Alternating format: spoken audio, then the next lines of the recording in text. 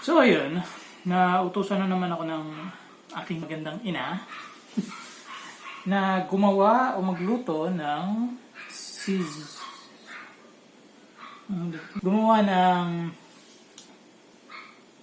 sizzling tofu alamax. Pero so ngayon, hindi muna siya sizzling kasi wala kasi kaming sizzling plate na malalim. Pero anyway, start tayo. So yun, una natin syempre gagawin is prepare natin yung tofu natin. Sa mga makikita nyo sa online tutorial kung paano magluto ng sizzling tofu alamax. Or kahit simpleng sizzling na tofu, na fried na tofu. Ang ginagawa nila is nilalagyan nila minsan ng asin para mawala yung water content. Pero so ngayon is gagawin natin is yung pressed tofu, which is mainly ipipress natin siya dito sa tissue natin. So medyo marami-raming tissue ang kailangan mo. So kung ganitong tissue lang ang meron dyan sa inyo, okay lang din yan. Siguro damihan nyo na lang ng ply kasi sobrang sabaw nito. Nasaan ang sabaw? So start tayo. Hiwain natin yung tofu natin kasi tatlo lang naman kami. Bali ito kasing tofu na to, binili ko lang dyan sa may naglalako ng taho. So kung makikita nyo sa loob, yan, fresh. Ang ganda yung pagkakaano niya.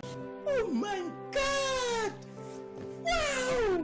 Actually, ayoko nung mga nakababad na tofu. Ang baho niya kasi, tas nilalangaw minsan. So hindi siya appetizing sa amoy, mapanghe, maanggo, basta maasim, ganun. Hindi ako okay sa ganun na tofu. Tsaka, essentially, mas marami yung tubig niya.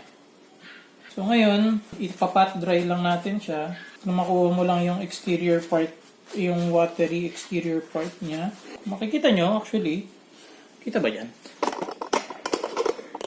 Kung makikita nyo, ito siya, medyo wet. Nice. Pero hindi lang yan ang kukunin natin na tubig, ha? Dahil sa loob pa mismo ng tofu, meron pa yung tubig. Dahil, hindi ko alam kung paano galing sa taho to eh. Ito yung tumigas na taho na hindi binenta. Actually, yung taho, maraming use. Para siyang coconut para sa akin. Na pag nasira, pag nasobrahan, nagiging ganito. So, ang alam ko, from soybean, nagiging soy sauce. Hindi ko alam. Sorry hindi ako chef.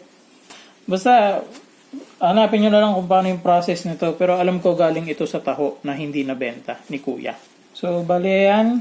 Pinapat dry lang natin. May makikita kayong medyo lumalabas pa na tubig. Sulitin nyo naman na yung tissue kasi sayang yan. Puno yan.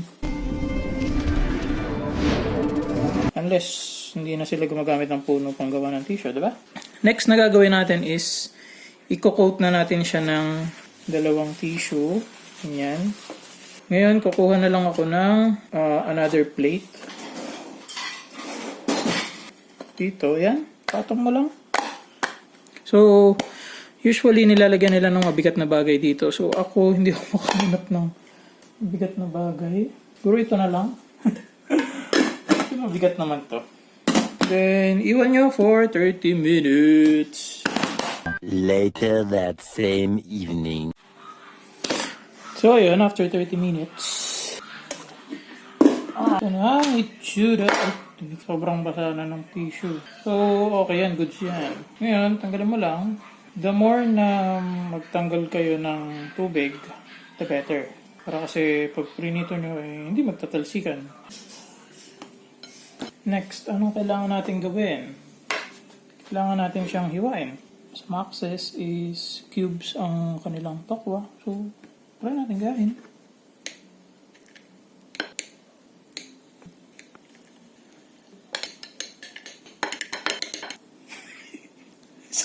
Hindi pantay-pantay yung mga hiwa ko. Pwede na yan. So, sunod na step is coat natin yung tofu natin with cornstarch. So, bakit cornstarch? Sorry hindi ako chef. Ano pala kaming cornstarch? Lagay ka ng cornstarch, kano karami, o bahala. Basta ma-coat lahat to. Asin, pepper. Ang konti ng cornstarch.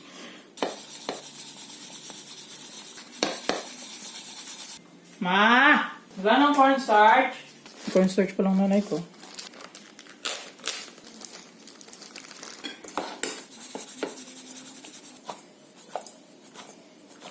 So, bakit cornstarch ang ginamit ko? Tanangan nyo lang ang saninong fry. Naman kasi ako chef. So, yun, set aside lang natin to. Or, pwede na natin iprito.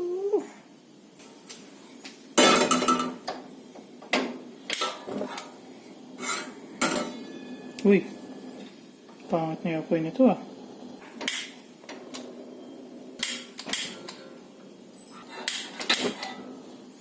Hindi ko alam bakit ganito na yung apoy ng kalan namin. Kulay blue yan dati, pero pag ganyan kasing pula, nakakasunog ng puwet.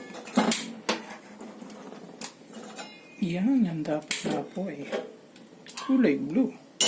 Lagyan na tayo oil.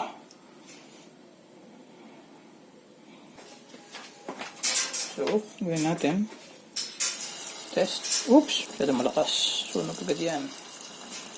Mo lang yung apoy. Hindi naman po tatalsik yan, huwag tayo matakot. Kasi wala ng water content yan. Kinover na natin ng cornstarch. Okay lang yan. Anyway, pag naganyan kayo, haluhaluin nyo kasi magdidikit-dikit yan. Naluto na yung cornstarch na. At ayan na nga, nagdikit-dikit na. Tanga-tanga mo kuya rin. Ay puta! Haluin mo ako sa liwanag ng iyong pagmamahal. Huwag nyo lang sobrang yung halo kasi nadudurog eh. Tsaka tulad ng sabi ni Ninong Rai, huwag madami kasi bababa yung temperature niyan. Tulad niyan, bumaba yung temperature kasi dinamihan ko at nilagay ko na lahat at tanga-tanga na naman. Pero hindi, okay lang yan. Hindi ka naman susunugin. Sana huwag masunog. Pero low fire lang. Ganyan siguro yung apoy. And hintayin natin siya maprito.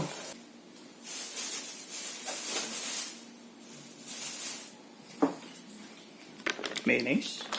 Pero mga 4 tablespoon or 5. Pero ako tansya na lang. Liquid seasoning. 3. Paminta. Nakita ko dito isang buo. Ito na lang kukunin ko. Magic sarap na lang. Uy! Ganun. Dami yun.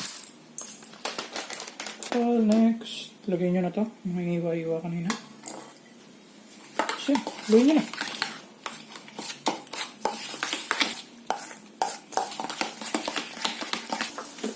Yung piniprito natin mukhang okay naman na. Pritong-prito naman na siya. Hindi nyo na lang sunugin. Ingat lang. May ganit pa kayo.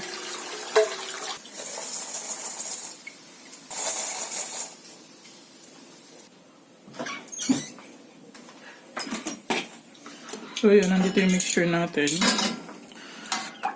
Yun na natin ng konting mantika. Nga sunugin, nga sunugin, nga sunugin, nga sunugin. 12 seconds later. Oh shit, nasunog. Sorry kung mukha akong butter. Butter, 1/4. Now,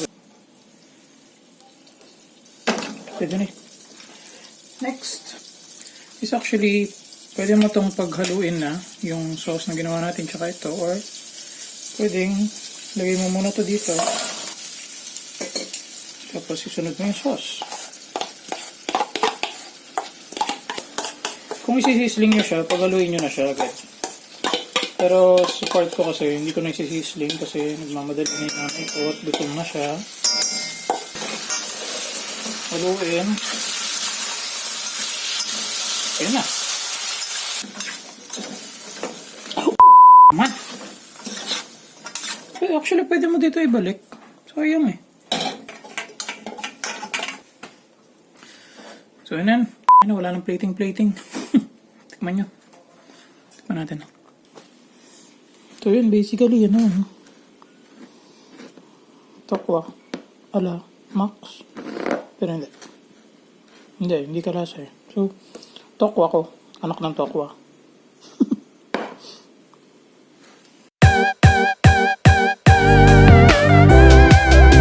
Actually, okay din tong pampulutan, no? Kasi pika-pika lang siya, oh.